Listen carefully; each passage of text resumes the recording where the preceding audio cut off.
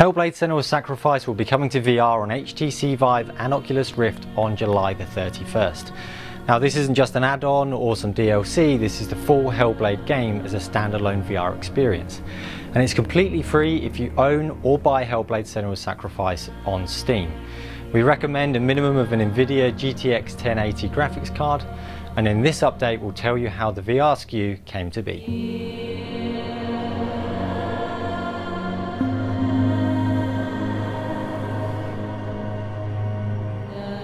We received our first VR kits very early on in development when we were creating the vertical slice for Hellblade.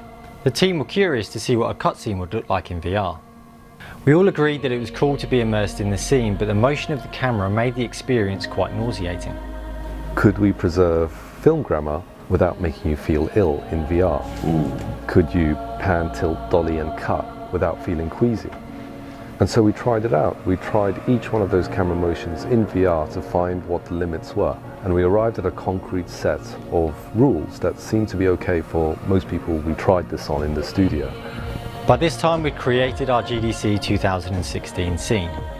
We adapted the cutscene using our new set of rules for VR and released a 360 video on Facebook, Oculus and YouTube so that everyone could experience it in VR. That there is nothing to go back to at all. It was received really well, so we went ahead and applied these rules to nearly all of the scenes in Hellblade. Some of the scenes work better in 2D for technical or for dramatic reasons. Another major challenge early on was how do you do free roaming third-person movements in VR, because at the time most games were sticking to first-person teleportation movement, which wouldn't have been Hellblade. So we ruled out first person, we ruled out teleportation and said let's come up with some ideas, and we did. And we prototyped these ideas. And out of a dozen or so prototypes we came up with one that sort of stuck as interesting. And this was to use Senua as a frame of reference for movement, so you didn't feel too queasy moving forwards and backwards, but then to use head steering to control her turning. Obviously you can't turn your head 360 degrees, so we employed another trick, which was to gently rotate the world back round as you were turning, such that you wouldn't really notice. And that way you had full 360 movement controls. Encouraged by these experiments, a tiny team continued to solve VR issues alongside the main Hellblade development.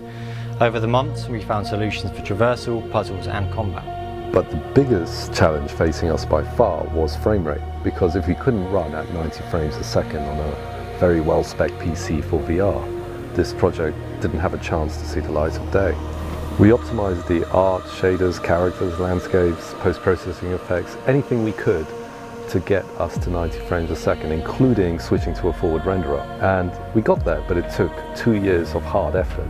But it was worth it, because the optimizations we did to the VR version of Hellblade also benefited the non-VR version, which is why Hellblade looks so good and runs so well on reasonably spec PCs and consoles.